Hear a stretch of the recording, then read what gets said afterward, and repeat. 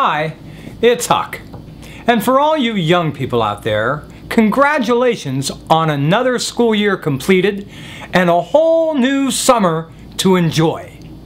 Just one word of advice: try not to spend it all on your computer, or sitting in front of your PlayStation, or twittering it all away on your iPhone with your followers. Try at least once in a while to get outside and experience some of the offline world. Now don't get me wrong, all this technology, it's an incredible godsend. But all this technology can be addictive for some kids, even socially harmful. Now this probably doesn't apply to most of you, but there are some kids who never leave their game console or their computer except to eat and go to the restroom. In fact, there are some kids who have been reported missing, only to be found weeks later in some dark room playing Worlds of Warcraft, or in a near comatose state working on their next YouTube masterpiece.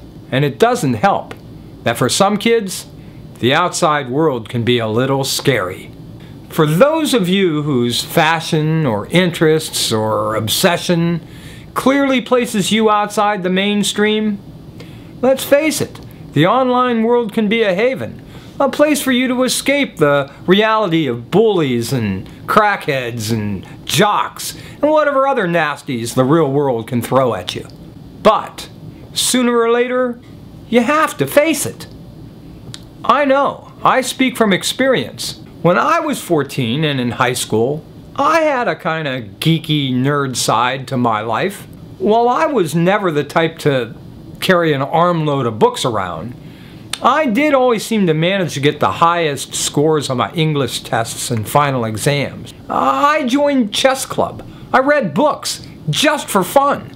And when the class was assigned a group project, I was the one who ended up doing all the work.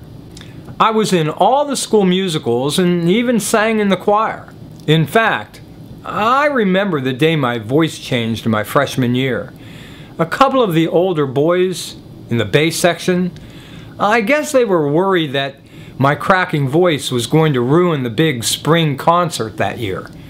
So I remember the morning of the concert, they actually invited me to go out fishing with them in some boat they rented on this big lake. I remember they kept asking me to sing, I guess to see if my voice would hold out. Do, re, mi, fa, sol, la. Hey guys, are we going to that island?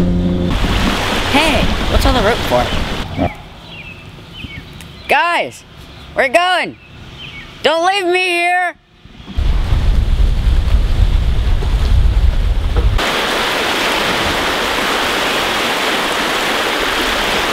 Guys, I can't swim!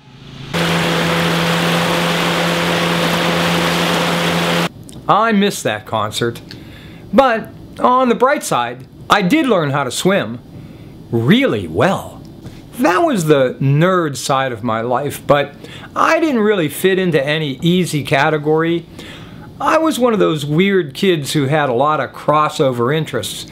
For instance, I ran track and played football, and was pretty much the fastest kid for miles around. Now this was an important advantage, because at my size, my only real weapon was my mouth, which I used a lot. So my speed was really the only thing that kept me from getting my ass kicked on a pretty much daily basis. Hey loser! Wow, you actually used a 5-letter word. If you keep practicing, you might be able to use a 7-letter word, like asshole. That didn't save me from girls, though. I mean, I had this big problem. It seemed that every time I had a crush on a girl, it was always a real popular cheerleader. For some reason, they always perceived this as some type of threat on the reputation and status of cheerleaders everywhere.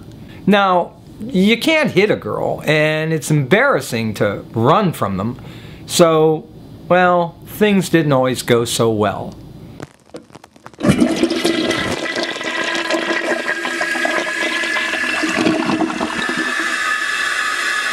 No more notes, No more phone calls, and you will transfer out of this school tomorrow. You got that? The point is, I had no choice but to face the real world head on. When I was 14, there was no such thing as the internet, or computers, or video games, or cell phones. In fact, the very first calculator I ever saw, I was 16. It was 1973. This device, which could even calculate square roots, cost $400. The friend of mine that got that for Christmas works for Boeing now, designing satellites. He's the only kid I ever knew who had a calculator at my school. And he's the only person I know today that can afford to own 3 homes in Southern California. Technology has its advantages. Now, if the internet and a place like YouTube had been around back then, where I could find other kids who shared some of my same interests, well, the lure of that, the acceptance, and maybe even the praise I might have gotten from that, well, it would have been almost irresistible. Of course, we didn't have camcorders back then either. I'm kind of glad though. I mean, I think it's a wonderful thing to have it now. But if I would have had it back then, I don't think I'd be the tested, hard-nosed, street-smart guy that I am. All the hard knocks that I experienced helped shape the person that I became. And regardless of what other people may think, then or now, I kind of like myself this way. Things have really changed. Kids today have opportunities to show off their unique talents, even become hugely popular, all thanks to this technology. Now, I would never suggest that they give that up. And of course, I want them to get on YouTube each week to watch my videos and to make some themselves so I can watch and learn from them. But I really hope, if you fit this category, that you'll take some time this summer to get away from all this. Camp out in the backyard with your friends. No laptop. Shut off your cell phone. Hang out at the park. Get up a game of football or truth or dare. This will all be here when you get back. And hey, what's the worst thing that could happen to you out there in the real world? Maybe, like me, you might just become a much better swimmer. Anyway, I'm Huck. Thanks for watching. Until next time.